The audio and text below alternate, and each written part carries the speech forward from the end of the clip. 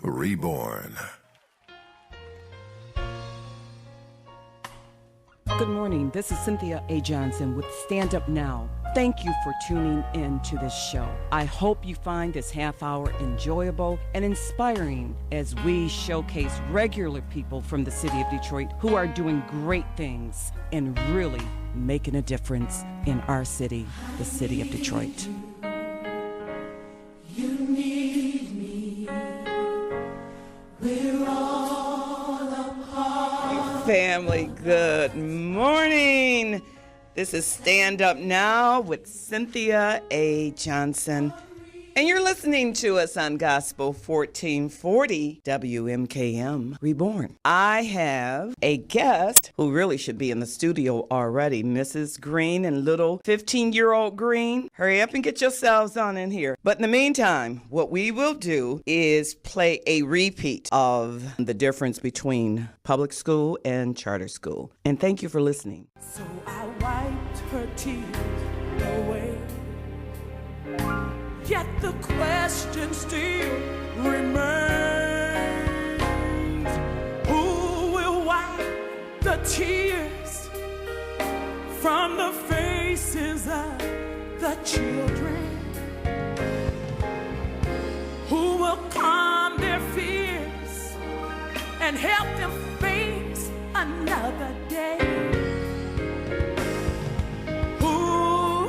This is Cynthia A. Johnson with Stand Up Now, and I'm going to be talking with a special guest. I won't give her name, but she is in the charter school system, and she will be discussing with us about the difference between charter schools and Detroit public schools. Hi. Hi.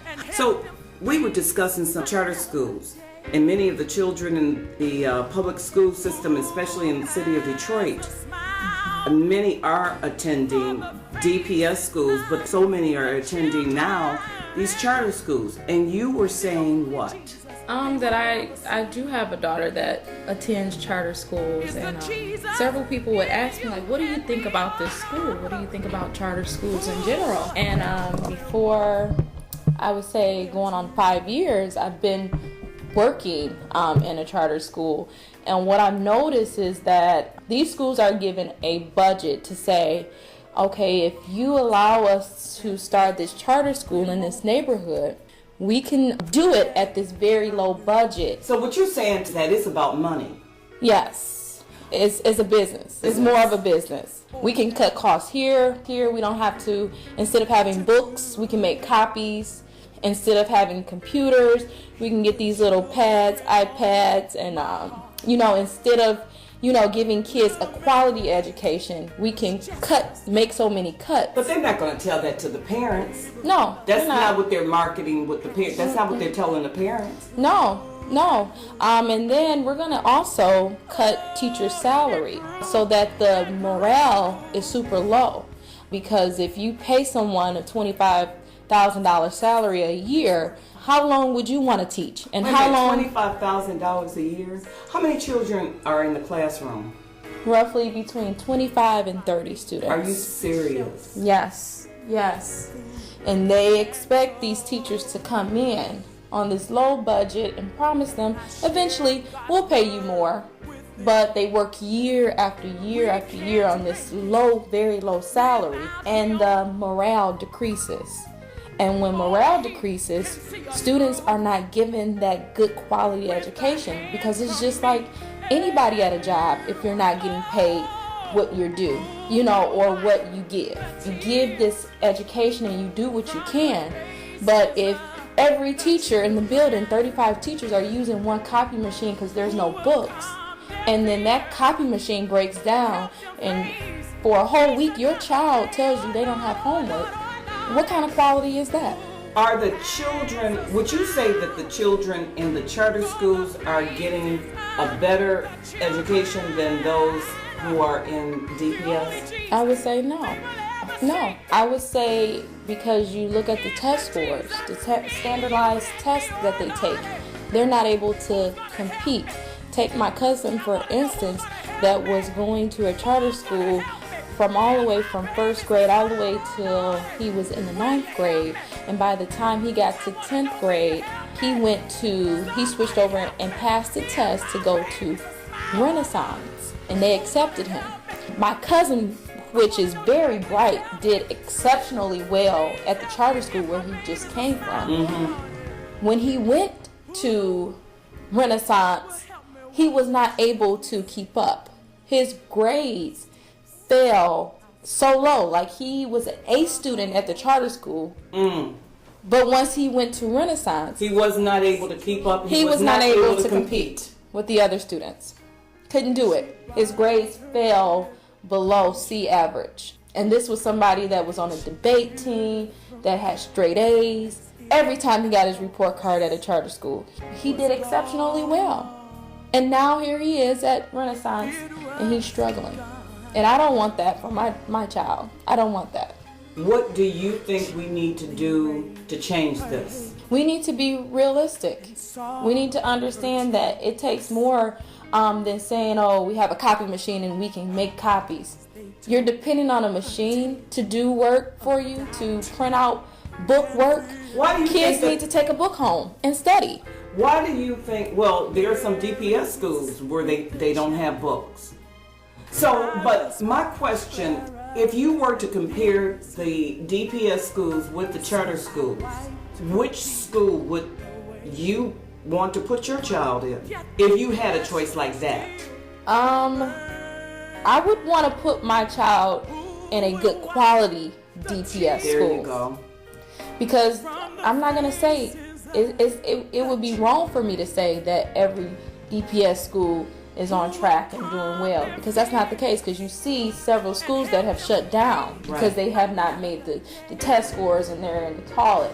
But for me to say that I would just choose any DPS school, I wouldn't. I would have to do my background. I would have to check that school. I would have to do some background checking on that school. Why do you think that the system decided to pretty much try to close down public education in the Detroit area?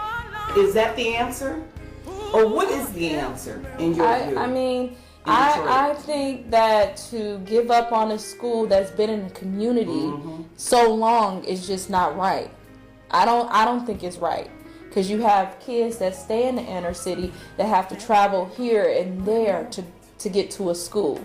I feel like if teachers need to be accounted, I think accountability needs to take place. Teachers need to be accountable, and I also feel like parents need to be accountable, because it takes a village to raise a child. And in my eyes, not just the teachers. It's not just on teachers. It's just not on administration.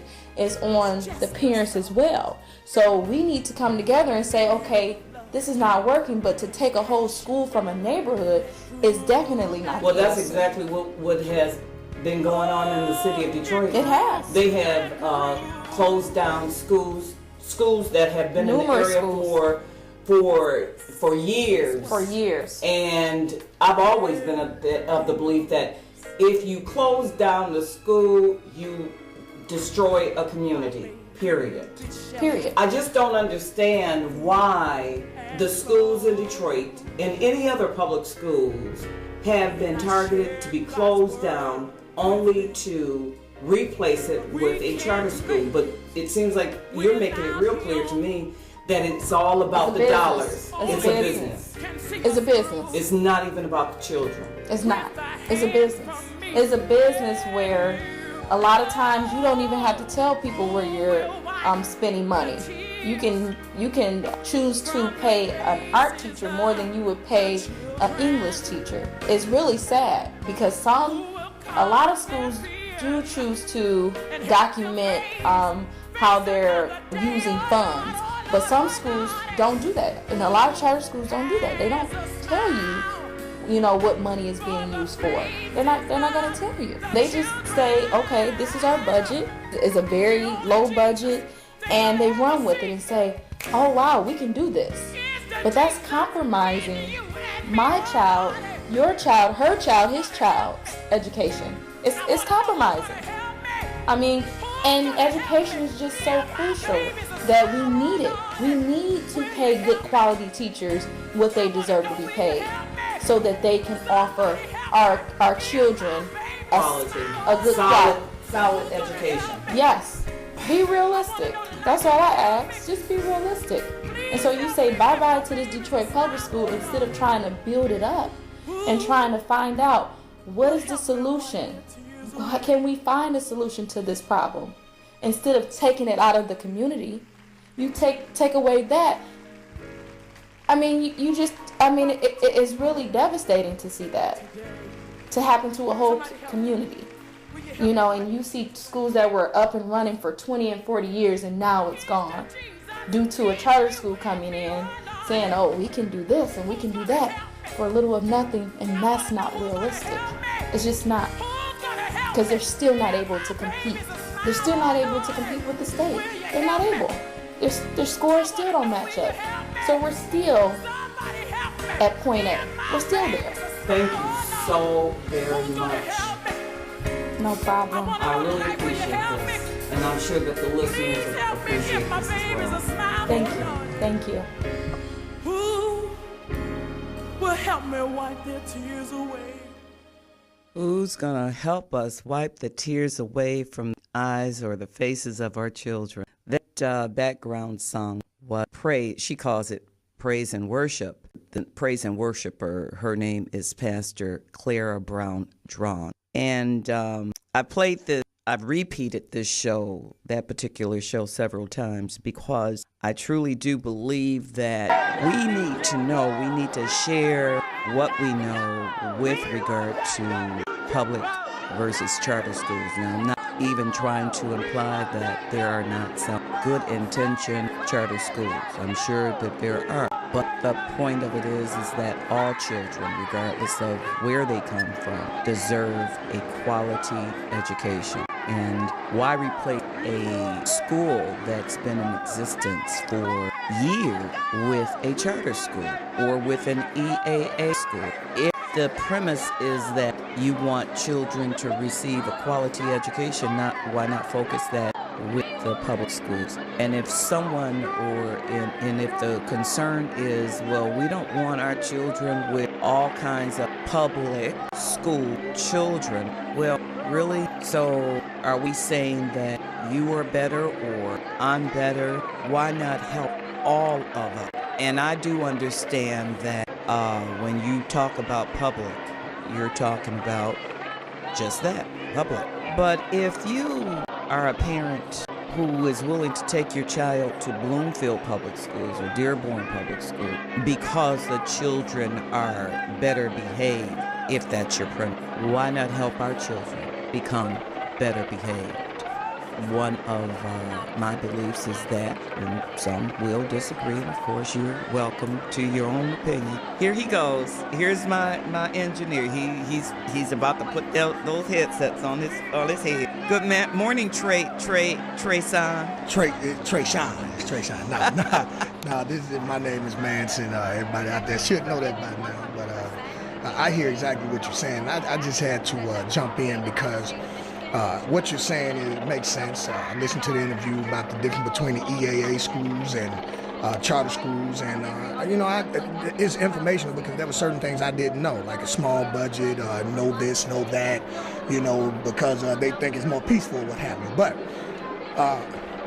my whole thing is for the safety issue, which you're talking about, and how if you want to take your child to somewhere else, if that's your thing, then go ahead. But how about helping us get your kids to be better? Wait a minute. I don't understand that. It is not the job of someone else to make sure that your child is in order when you don't do it. See, if your child is in order when they leave the home, it makes that the job of whoever's going to be responsible for them afterwards, after they leave your home, that much easier. I know somebody said, there's a lot of people clapping. That's right, brother. That's right. Tell him, brother. That's right. That's not our responsibility. But Guess what? It takes a village. See, this is how the village works. See, first of all, the village knows who the parent of this child is. Let me just break this down to you. That's right. So the village knows how the discipline is handled with this child because the village knows of this child. And then there's a connection between the village and this child's parent. So whenever that child is out in the village, so they say, then the village reports back to the family whatever happens with that child. That's the way it's supposed to be. That's the way it's supposed to be. But see, we can't keep using monikers like it takes a village to raise a child when we don't operate that way. That's right. So right now, it takes you to raise your child. You can't rely on anybody else to do the job that you're supposed to do. Your job, the teacher's job is not to make sure that your child has socks on. The teacher's job is not to make sure that your child's hair is combed. The teacher's job is not to make sure that they're not in there trying to beat up on nobody. They're there to protect them and keep them safe, but they're not there to adjust their attitudes. They're there to teach them their reading, writing, and arithmetic, not to police your children. So what do you mean, help me get your child right? Help yourself get your child right. So it makes the next person who have to be responsible. That's for anything. That's for school, that's for church, that's for community events, that's for the basketball, youth associations, or whatever they got to go outside of your home. You start that. You plant that seed. So it makes the village that much easier to raise your child. But until we get this message into these parents' heads like this, we'll always be sitting here talking about the same old, same old. When we going to stop talking about what the issue is and start getting up and doing something? I'm so tired of everybody talking about, what can you do for me? What can you do for yourself? You know what I mean? How you gonna send your child out somewhere and you're afraid of what's going on in Detroit Public School? Detroit Public School didn't make your child that way, didn't make those children that way. They get that way before they even leave their home. When they get there, that's all it is. School is just an outlet for them to do the dirty stuff that they do at home, or the uneducational stuff that they do at home, or the unmonitored stuff that they do at home, or everything, the unrated stuff that they do at home. Or what they've been taught. What they've been taught. Well, you know, you can teach children in several ways. You ain't got to sit them down and point to it. They can just watch you. You know, that's why they came up with that don't do as I do as I say thing, because they try to protect themselves. No, by the time I'm old enough to understand those words that you said to me, don't do as I do as I say, by the time I'm old enough to understand that, I'm already doing what you're doing. So don't tell me that I shouldn't be gambling in here on the weekends, mama, when you gambling 3 days out the week. Don't tell me I shouldn't be having sex in here, mama, when I'm 14, when you dragging men and wait, what about daddy? Him too. I mean, I'm only saying that because most of the people that we deal with are single parents. They always the woman and stuff like that. So now men are there too. But I only come out like that because that's the 90%, 80% of how we deal with our lives. Single parent homes, and mostly being with the mom. And that, unfortunately, is what we have to deal with. What do you think about Toya Graham? Who's Toya Graham? You got to give me a little bit more than that. Who is Toya Graham? I got so many folks I got on my little list, but give me a little bit more.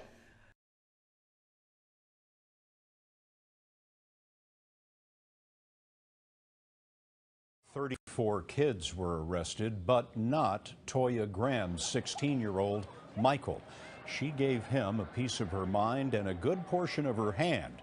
Today, Toya Graham spoke to CBS News producer Christina Ruffini. I could see the objects being thrown at the police, and I was like in awe, like, oh my God, you know, this is really happening right here with me. And lo and behold, I turn around and I look in this crowd, and my son is actually coming across the street with this hoodie on and a mask. At that point, I just lost it. And he gave me eye contact. And at that point, not even thinking about cameras or anything like that. That's my only son. And at the end of the day, I don't want him to be a Freddie Gray. But to stand up there and vandalize police officers, get over here, that's not justice. That's not what, you know, I'm a single mom, you know, I have 6 children, and I just choose not to live like that no more, and I don't want that for him. What were you thinking when you saw him? Were you shocked? Were you angry? I was shocked. I was angry. I was shocked, because you never want to see your child out there doing that. There's some days that I'll shield him in the house just so he won't go outside. And I know I can't do that for the rest of my life. He's 16 years old. You know, he's into the streets. What was his reaction when he saw you, when you kind of pulled him out of the crowd, and then, you know, what was that ride home like? He said to me, he said, Ma, he said, when I seen you, my instinct was to run. You know, I'm a no-tolerant mother. Everybody that knows me know I don't play that, you know what I mean? He knew he was in trouble. Do you think strong mothers can keep this kind of thing from happening? I think so. I think it wouldn't have been as worse as it was. But once again, we don't know where those mothers was at. A lot of mothers have to provide for their children. You know, you can make that phone call, get home right now. But at the end of the day, they're going to make their own decision. We just, as parents, we just have to follow through to make sure that's where they're supposed to be at. Is he the perfect boy? No, he's not, but he's mine. I'm just grateful that I was able to get him home, and we actually sit back and we watch the news and everything, and he had Facebook friends and everybody, you know, making comments saying, you know, you shouldn't be mad at your mother, you should give her a hug. And by him seeing everything was going on, I just hope, I'm not sure, but I hope that he understands the seriousness of what was going on. What do you think about night. Toya Graham? No problem with me either. I don't have a Toya problem Graham with Look, it. if she wouldn't do that, and then one of those officers kill her son, then who gonna be crying? That's right. So don't give me that. I appreciate what she did. She did whatever she had to do when she wasn't afraid to tell her child, get away from over here. Because if you handle your children softly, they'll end up in the penitentiary, or they'll end up in jail. You can't continue, or they end up in the graveyard. You can't continue to keep pacifying your children because of their little, mama, I can't never do nothing. Mama, I want to go over here and do this. He don't even know what he's fighting for. He don't even know what he out there fighting for. He's just taking an opportunity. He said one of his homies had was beat up by the police once upon a time, so he wanted to just help them out. Well, guess what? I was beat up by the police once upon a time ago too, when I was out here doing what I was supposed to do. But you don't see me out here trying to snipe a rifle, no police officers, or start nothing with them. I mean, let me explain something to you. This is why I don't get caught up off into the stuff. You talking to a guy who done been to prison, not the county jail, not the the jail. I've been in the joint for a couple years here, a couple years there. I was doing life on installments.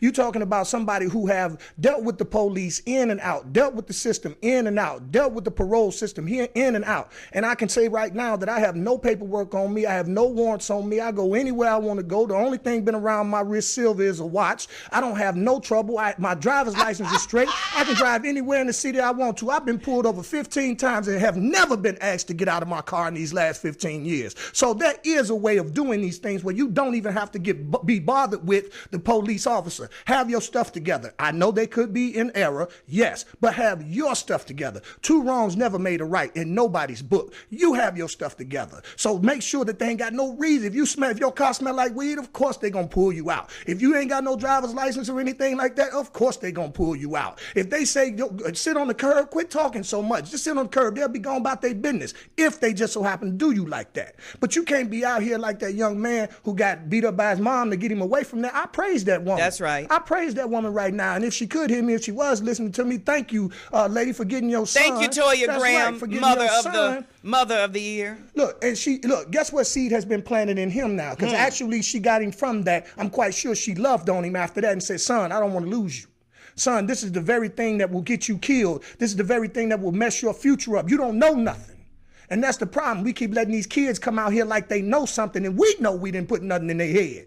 So you want them to be out here? These the very people that you unleash amongst our city out here, your children. Then you be the very one on the news talking about who killed my son, who killed my daughter, y'all know who killed my son. Y'all be with them every single day. But these are the people that you let come in your house, let run your crib, let do everything they want to do, bring in guns, drugs, girls, the world, everything in your house, and you allow this thing to go on, and then you go ahead and throw them on somebody in school and say, teacher, teach my child, raise my child, help my child. What about you helping your child? I'm so sick of this stuff, man. It can be done. I didn't have what these kids had. You know what I'm saying? You talking about a guy who only spent 8 years of his life with his mother. And I'm 41 years old next week, Wednesday. You see what I'm saying? And you're talking about somebody who is the epitome of a family man for those people who I've just so happened to come into my life over these years that have had children. I've been married before, you know what I'm saying? And those stepchildren were with me for almost 9 years. And I've done everything in my power to make sure sure that they didn't come up and be like the typical family out here. When I left there, that daughter was 23 years old, and she didn't have no children. She was going to college, and she working for the post office. When I left that house, that 15-year-old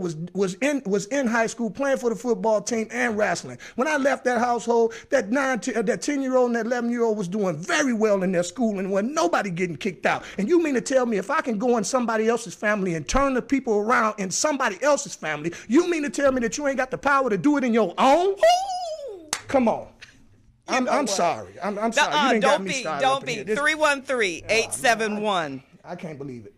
6094. This your broadcast. You got 5 more minutes. 313. It doesn't matter. 313-871-6094. See, I love coming on this Thursday show because, I know this particular brother right here. He will pick up a mic if I start talking about something and I already know that it's going to push a button. He will get on the air and just speak it. And I love it.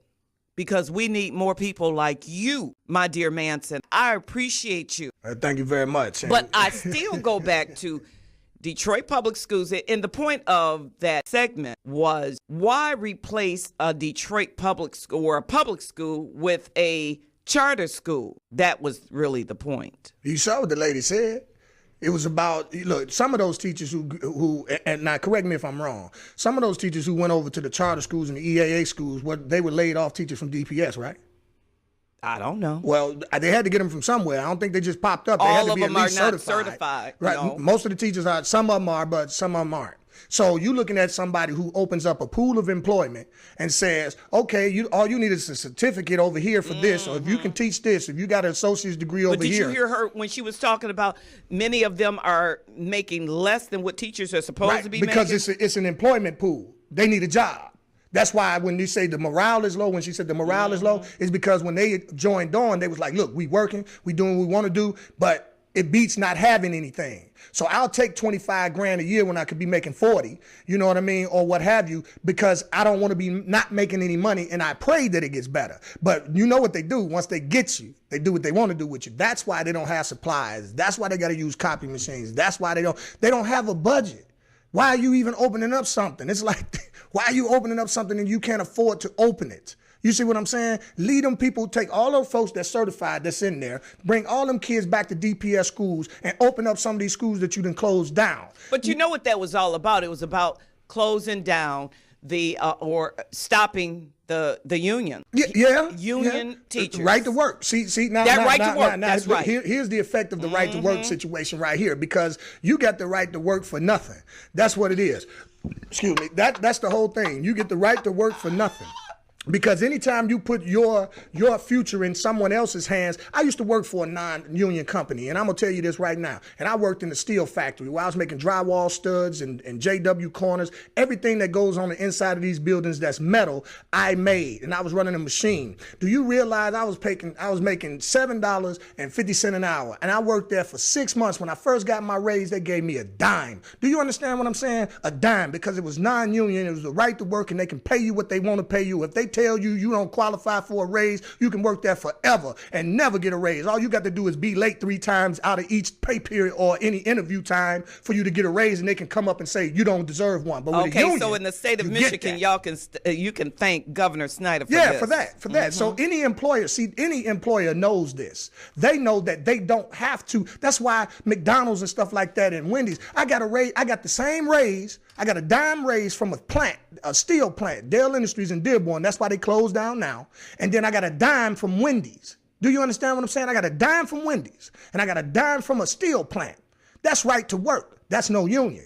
But then when you go where's union at, they got to give you that money. They got to support you in what you do. You got to get paid for what you work. So ladies and gentlemen out there, whoever voted for that right to work, you got the right to work for nothing. So Cynthia, I'm going to get off your broadcast. You got about another minute or whatever. I got about a minute.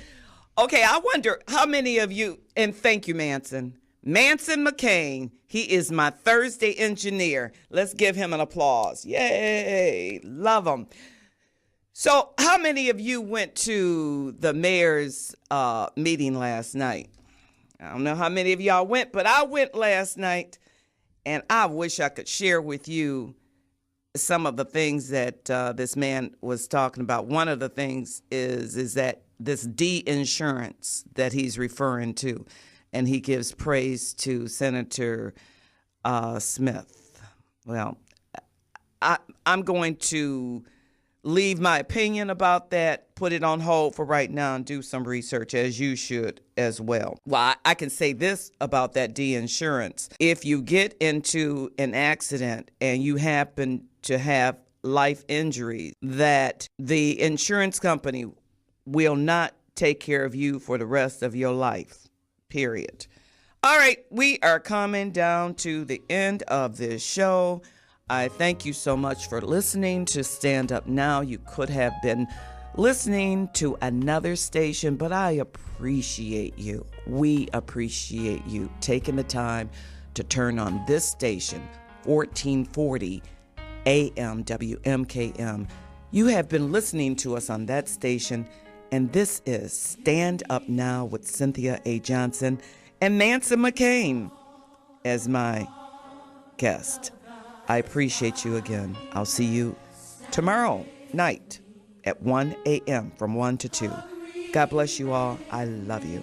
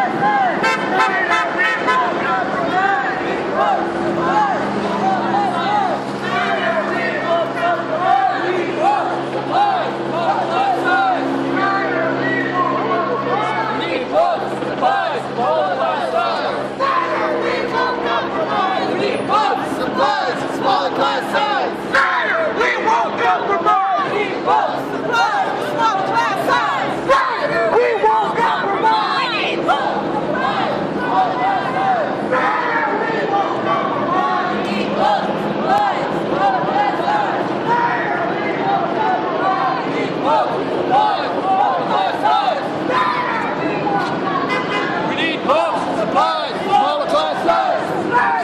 won't compromise. We need books, supplies, smaller class size. Snyder, we won't compromise. We need books, supplies, smaller class size. Snyder, we won't compromise. We need books, supplies, smaller class size. Snyder, we won't compromise. We need books, supplies, smaller class size. Snyder, we won't compromise. We need books, supplies, smaller class size. Snyder, we won't compromise. We need books, supplies, smaller class size. Snyder, we won't compromise. We need books, supplies, smaller class size. Snyder, we won't compromise. We need books, supplies, smaller class size. Snyder, we won't compromise. We need books, supplies, smaller class size. Snyder, we won't compromise. We need books, supplies, smaller class size. Snyder, we won't compromise. We need books, supplies, smaller class size. Detroit City has made it clear. Welcome here.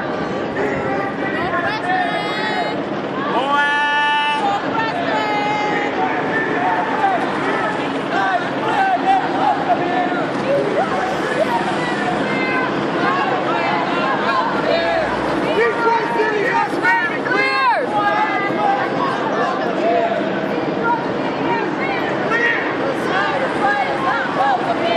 Detroit City has made it clear.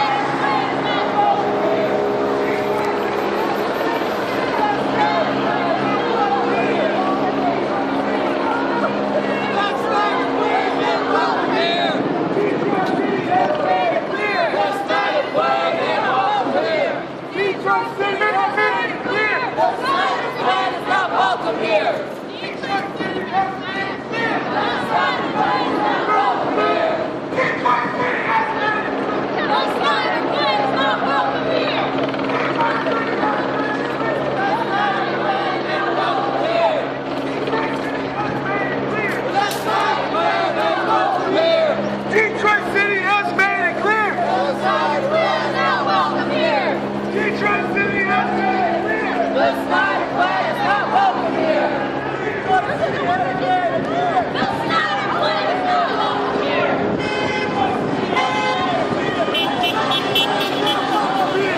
Detroit City has made it clear. The Snyder plan is not welcome here. Detroit City has made it clear. The Snyder plan is not welcome here. Detroit City has made it clear. The Snyder plan is not welcome here. Detroit City has made it clear. The Snyder plan is not welcome here. Detroit City has made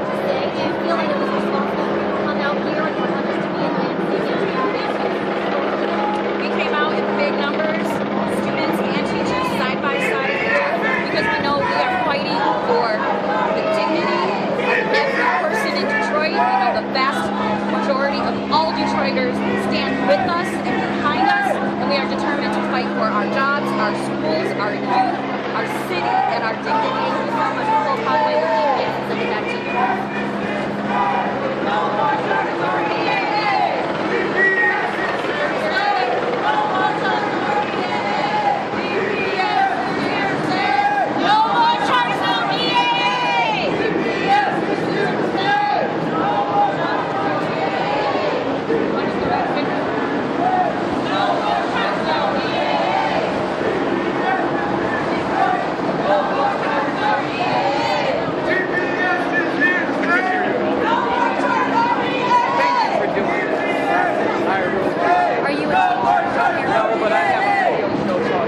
Now, and I get interesting. I just completed my show today. We're talking about charter schools versus public schools, and my guest emphatically said that the charter schools can't even fulfill the children can't even.